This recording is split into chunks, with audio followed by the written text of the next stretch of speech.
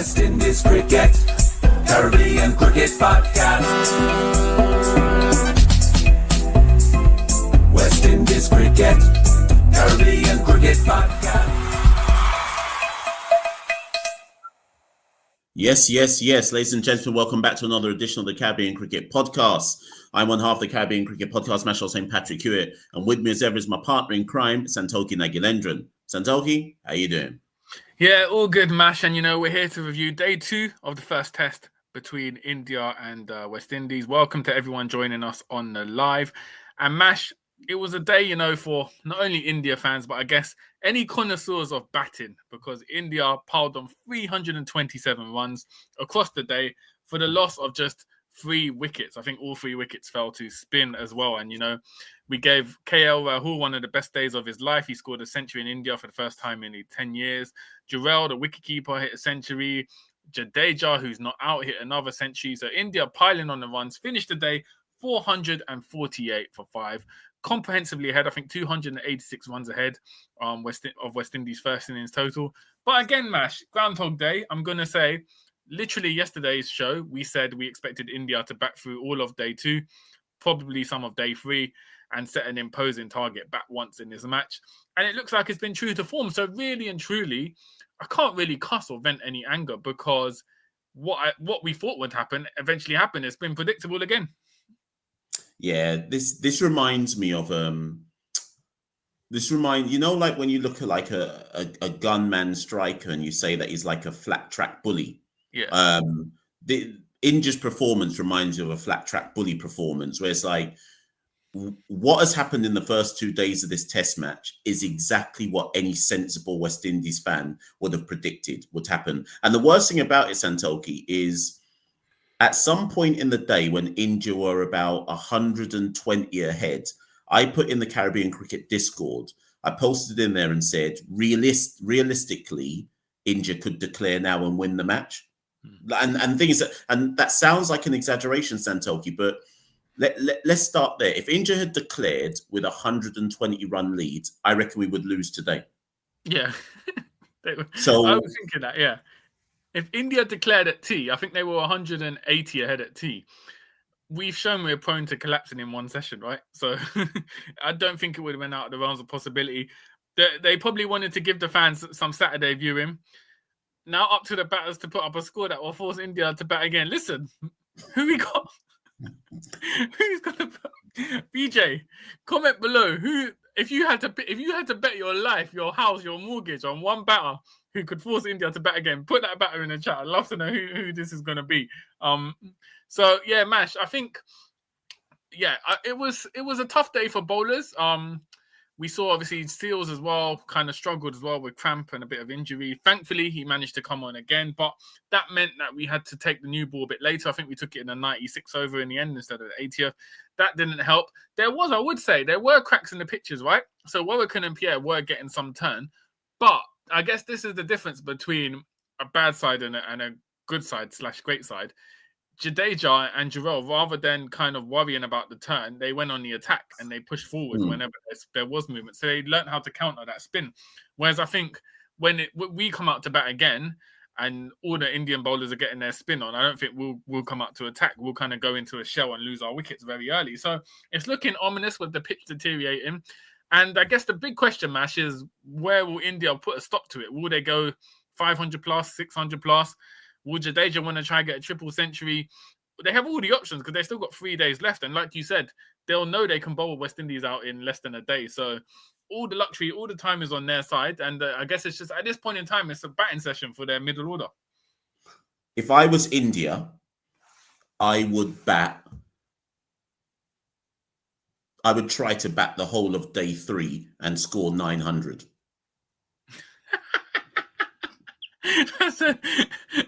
The 27 all out wasn't bad enough. They got India trying to become the first team to hit 1,000 in a test. But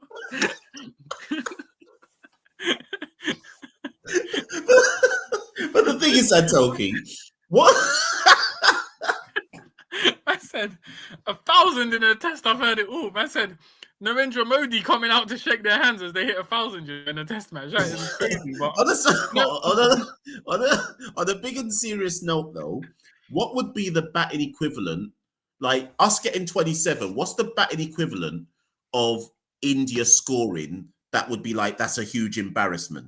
Like 700? Because 700 isn't out the realms of. If I'm India, it's what are they on? 400 and 4 for 8. So another 250 runs or something. That's not out. Santokie, that's not out the realms of possibility. Yeah, I think if a side hits 600, yeah, it's a big score. I think once it gets past 700, you're looking at, all right, this is a lick being handed out. So they could go for 700. I'm more prone to think they'll try to score a quick 100 in the morning and declare just before lunch, just to kind of get it over with. But you never know. They might, like I said, they might want to, because of them losing, the cusses they got for losing against New Zealand, they might just want to put a statement out and pile on 900 for the sake of it. So, and the thing is, Santokie, listen, I reckon there is an right. I reckon if I'm India, I reckon they should try to make 762. Right, that will give them a 600 run lead. Yeah. And then I think they should try and bowl us out for 100 and win by an innings and 500 runs. Man said we're never coming back to India after this. The thing is, I'm obviously messing about, but I'm all jokes aside. If I'm India, I'm not declaring at lunch. Like if you're Jadeja, so what? Jadeja is on, what's he on at the moment? 104. Yeah. If I'm Jadeja, I'm saying to the think tank, let me try and get a double century. Like at least like there's so much time in the game. What's the point? Unless the point is we want the whole team to have 2 days to relax before the next test match. I don't see why not try and break some records. Do we really have a bowling attack to restrict them to under 600? Well, I think a lot depends on if we can get Jadeja out or Washington Sundar out early. I don't think they'll because after this you got Nitish Kumar, Reddy, Kuldeep Yadav, Bumrah, Siraj, who are all pretty much tailenders when it comes to. No, Reddy can bat, man. Hasn't Reddy got some test match 50s already or something? Did he not score 50 in England? Reddy could score a century himself, cuz. All right, if Reddy come back, then yeah, we have to try and get 2 quick wickets to save ourselves. But Mash, if we look at the bowling, right? I mean, to be fair, Johan Lane has bowled pretty well considered for someone on debut, right? He's been disciplined. He's maintained his line and length. I just think there's not much for him on the pitch. Jaden Seals has been putting in the effort. Hasn't been leaking runs either. He's been holding his end, but it's just again that ability to penetrate and get that delivery that will take a wicket hasn't been there. Already got 100 in Australia, mad thing. So.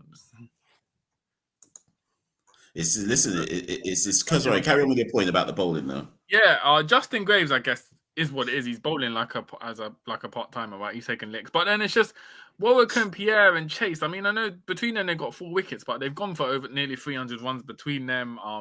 They just haven't been able to get much turnout of the pitch. And I guess this sort of highlights.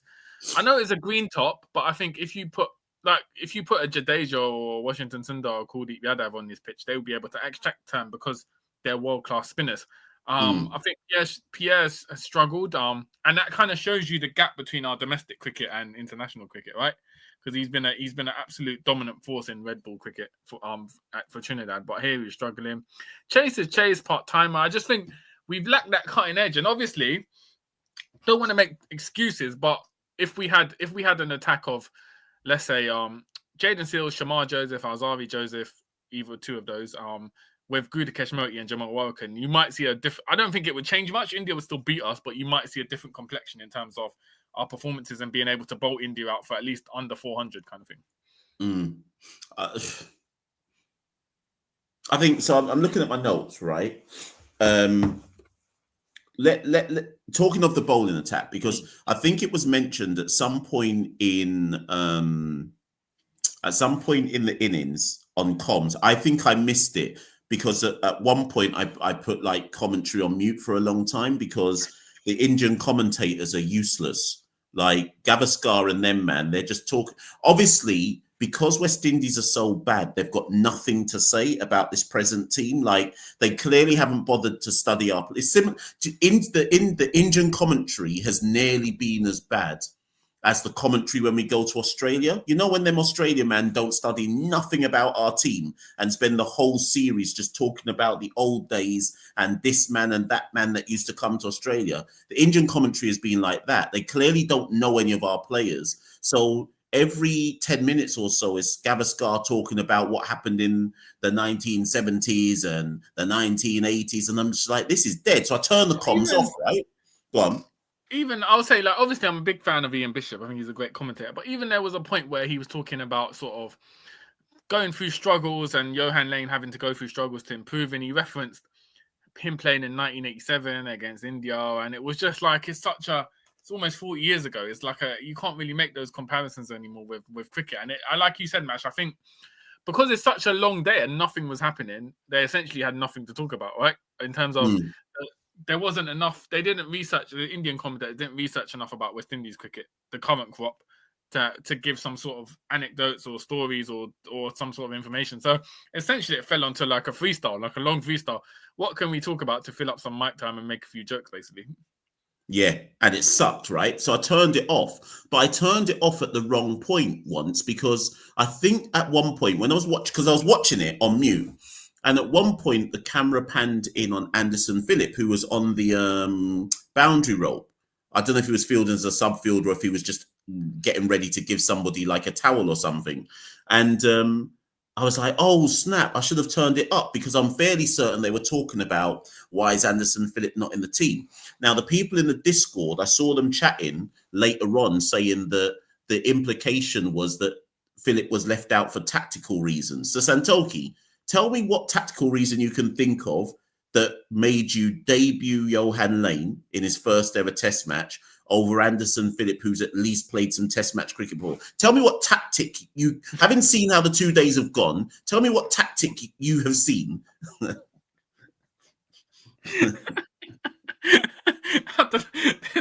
Listen, maybe Sammy's going to say, look, I played a Ute man here. I'm taking a moral victory out here. India used aging stars. I used a Ute man. That's my tactic. I'm going to claim the moral victory because there's no reason.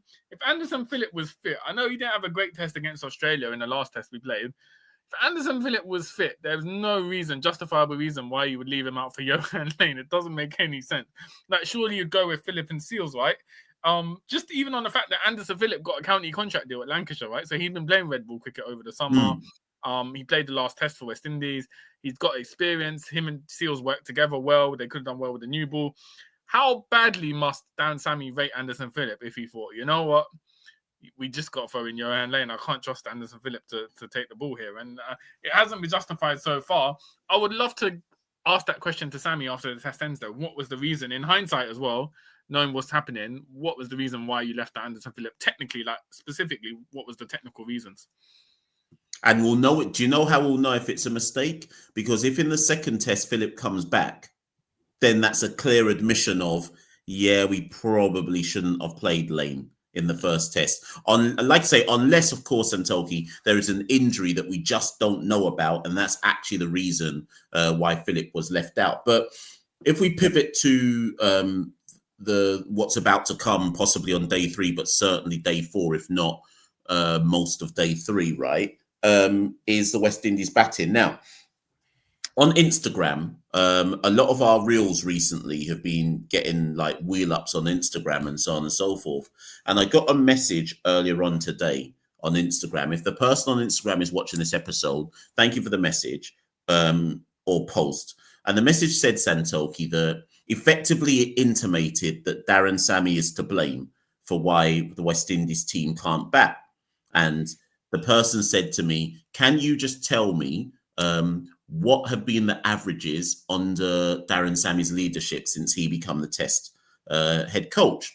So in response to that person, I said 2 things. First, I was like, well, Sammy's only had 1 series, which is Australia. So the sample size we're going to use to say now the team's worse under Sammy feels a bit simple, right? But then I remembered a stat from the 2023 to 2025 World Test Championship cycle, And I was, as you were talking earlier on, I was trying to bring the stat up. Hopefully there's somebody in the chat who can find it and post it for us. But if I'm not mistaken, the stat for the last World Test Championship cycle, we were bottom, Santokie, for batting averages across all the full members side. I think the average per wicket was something like 21 across the last 2 years of the World Test Championship cycle. Everybody was better than us. And across that 2-year World Championship cycle, we only scored 2 centuries for the whole cycle. And I guess my reason why I'm bringing that up, Santokie, is because my point is, Santokie, we're going to struggle when we bat the second time again. But I'm not saying that to cuss the team. This is just, for me, Santokie, this is just the trend. We haven't been able to bat now for so long that to just reduce it to, this is Sammy's fault, he's made the team even worse. But I don't know when there was a time when we were good. Yeah, I think it's, in the context of us being a good side, is obviously under Kohli, we got the occasional wins like the miracle at Multan, the miracle at the Gabba, but like you said, they were anomalies. The one thing I will say, Mash, is at least with Kohli, I don't know whether this is because Andre Kohli works deep in the trenches of the regional game for years and years, right? There was some logic in terms of who he picked. So like Machel Louis was averaging 55 in the regional season. He put Machel Louis as opener, right? He went with those kind of options. Josh De Silva, Tevin Imlach, stalwarts in the regional game behind the wicket. He went with them. So at least, whilst our performances weren't great, you could say, all right, cool, there's a reason why. I've got evidence behind me as to why I picked anyone. The thing with Sammy is, all right, he threw Hope in, he threw Brandon King in, which I'm supportive of Brandon King coming in. But the risk is, if those don't pay off and you've got no evidence behind why. So like I Hope, what was the justifiable reason for bringing Hope in, dropping Imlach, and putting Hope behind the wickets? There was no evidence to suggest that would be a logical decision. If it paid off, Sammy's a genius. It hasn't paid off, right? So it looks like a decision that he's just done on a hunch, right, kind of thing. Tagenarine Chanderpaul, again, why he played 3 regional games. Sammy's logic was he was injured for Guyana, but we know he can play spin. But how do you know he can play spin if he's only played 3 regional games, 3 first-class games this whole year? Like, how are we tracking his development? So you throw Tagenarine Chanderpaul in without any sort of evidence, any domestic stats behind it. So I think the thing with Sammy is the results are getting slightly worse, but it's still bad. Like, it wasn't as if Kohli's side was a massive improvement, but it's just the fact that there's now less logic in terms of a lot of the selections. A lot of it seems to be. And I think this ties into the fact that Sammy's now got so much power in terms of being a selector, like the main selector and the head coach across all 3 formats. It sort of feels like, we talked about this before, it sort of feels like it's either, if Sammy likes you, cool, you're in the setup and you're locked in. If he doesn't like you, you're out. Whereas before it felt like more democratic. There was more evidence behind it, different people selecting the squads. And so I think that's why more people are coming for Sammy, because he's got more responsibility. When more power comes more responsibility, right? So he's got more responsibility, and that means he'll have to take more of the blame when things don't go wrong. Let me ask you this. I agree actually with everything you've just said there, but do you genuinely believe that the players you've mentioned who aren't in would have done anything significantly different against Australia and then India? No, I don't think. And that's fundamentally where I draw the line. I think, and this is why I'm going to say every episode until it happens. But and similarly, Santokie, I'm not even looking at New Zealand as any point to see any. I think that Santokie. Remember at the start of the year? Let's go back. Let's rewind all the way back to January. Do you remember? You and I did an episode, and people who are new to Caribbean Cricket Podcast, go watch our archive episodes. Right at the start of the year, Santokie and I did an episode. Not start of the year, before Sammy got the head coach job, Santokie and I did an episode where we said, when Sammy comes in, no, sorry, it was at the start of the year because we mentioned Pakistan. We said, what's the record going to be for 2025? And I said to Santokie that I thought the record was going to be 0-10, that we'd win no test matches in the whole of 2025. And Santokie said, now we must win at least one random one. Yeah. And we did. We won one in Pakistan. Yeah. And Santokie's like, we'll win one random one and probably lose everything else, right? Yeah. So I said, we'll go 0-10. Santokie said we'd go 1-9, right? So my thing, Santokie, is the defeats we're going to face versus Australia, that we're going to face versus India, and that we're going to face in New Zealand, that won't tell me anything because I expected all those defeats at the start of the year anyway. So, but the thing is, all right, Mash, but one thing we did say was when we said, we said looking at Sammy, 3 tests against Australia, 2 tests away in India, 3 tests away in New Zealand, realistically, we're going to lose all of those if it doesn't rain, yeah? we said then surely if you're going, what's that, 8 tests, if Sammy's 8-0 in his first 8 tests, will there be pressure on his job? And now we're in the trenches and the performances are looking lackluster. What are we saying, Mash? If we go down 3-0 to New Zealand, what are we saying? Next quarterly press conference, Sammy out, yeah? It might be a Ruben Amorim thing, you know. You might see. It might have to be you and me shouting into the camera, "Meet us in the car park."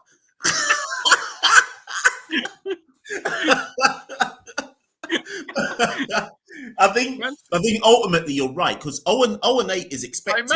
Wait, hold on, they're doing you dirty in the chat, you know. People have labelled you as Sutton United fan, you know. Yeah, this guy always does this, you know. He's the one that actually needs to meet me in the car park. But I think because I expect 0-8, what I will accept is that there's ways to lose 0-8. So we can go 0-8 versus Australia, India, and New Zealand, but you can at least look I don't even know what competitive means, but I mean, let's not lose sight of the Australia series.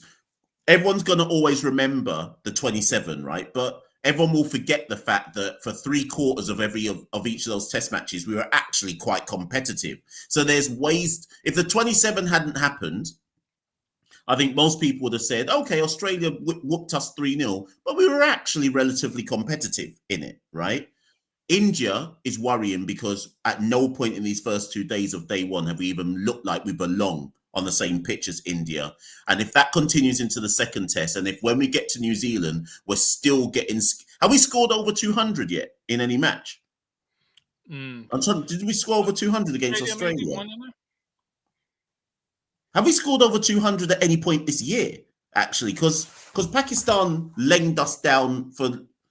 I think we might have had one score over 2. Hold on. Yeah, in the innings in Pakistan, the second test when Moti and Brathwaite, Moti and Wallacan scored, surely. I think we hit like 208 something, I think. Yeah, but you're saying that like that's good.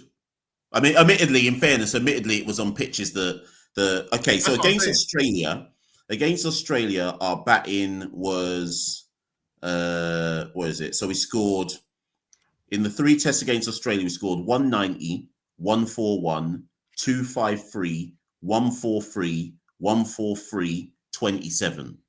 Right? Yeah, so Pakistan, we hit 137 all out. Jamal Wallacan was top scorer. Then we hit 123 all out. 163 all out. Gudakesh Moti was top scorer. And then the final innings where Brathwaite hit a quick 52 where we won was 244. So yeah, the final innings 244. Right, so that's 4 innings, 6 against Australia. So that's 10 innings. In 10 innings, we've had 2 scores over 200, right? None over 300. England, when we played them last year in England, our scores were 121, 136, 457, 143, 282, 175, right? So that's 6 innings. So let's just use those 6 innings. So 4 versus Pakistan, 6 versus England, 6 versus Australia, right? Which adds up to 16. Let's not even include this test match. So in our last 16 test match innings, minus this test match versus India, we've scored less than 200 runs. 1, 2, 3, 4, 5, 6, 7, 8, 9, 10, 12. 12 out of 16 innings, we scored less than 200. And that's not all Sammy, because I'm including the England ones as well, right? So my point, and Pakistan, my point is when people look at the Australia performances and the whoop down we're about to get versus India, right? When people say to me, we can't bat because of Sammy, I'm like, no, we've not been able to bat for a long time. This ain't anything new. Getting less than 200 is the norm for the West Indies team. Getting anywhere between 200 and 250 is the same as scoring 500 when you're West Indies. That's the reality. Yeah, I guess that's the reality. What we'll do, because we always say we'll keep these day reviews quickly. We'll wrap this one up now, and we'll do a longer insight into sort of our long-term batting issues when we do the series or test review. But we'll wrap it up there. Comment below. What do you think India are going to declare at tomorrow? Do you think they'll go over 500, 600, 700, 800? Well, look like Jake from GTA. I haven't even played GTA 4. So I've never played GTA, so I'm probably getting a cuss out there. But given I've never played it, I'll just take it. But we have to put up the super chat all the same. And we got one other super chat before we go, Santokie. DE Great One also says, the other super chat says, how can we improve West Indies' overall cricket? I mean, we can't answer that in 1 minute. What we'll do, DE Great One, thank you for the super chat. What we'll do is when the test series is over, and India have completely destroyed us. I just googled Jacob on GTA. Hey, what is it, man? Allow me. Right, allow me. 1 second there. Let me look. Cuz. 1 second. Your reference that man made for you, bro. Let me look. What, GTA 4? Yeah. Jacob, yeah. I'm done. Bro. No, hold on. Allow me.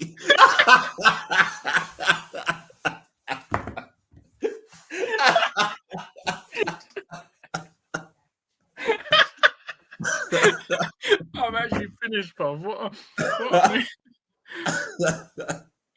Anyway, yeah, I think Sachin's comment is a good one to finish on, Mash. Since Cricket West Indies listen to the podcast, we know that obviously all of them, the hierarchy stakeholders, it's about time we should do a video telling them exactly what to do. We'll probably do that in the coming weeks. How would CCP save West Indies cricket? Because everything we seem to predict, as much as people call us joke guys and not serious, it basically comes true, right? You can see the warning signs there. So comment below. What do you think India are going to declare out? Do you think West Indies have any chance of salvaging anything in this test? And we've got our alarm set for 5 a.m. UK time tomorrow as we rally for day 3. Like, comment, share, subscribe as always. Follow us if you aren't already on Instagram, X, TikTok, Blue Sky, Facebook, and on the ticker below, patreon.com/caribcricket if you would like to donate. Every little helps. That's been it from Machel and myself. Have a good morning, good afternoon, good night, wherever you are watching in the world. And we'll see you very soon. Peace. West Indies Cricket, Caribbean Cricket Podcast. West Indies Cricket, Caribbean Cricket Podcast.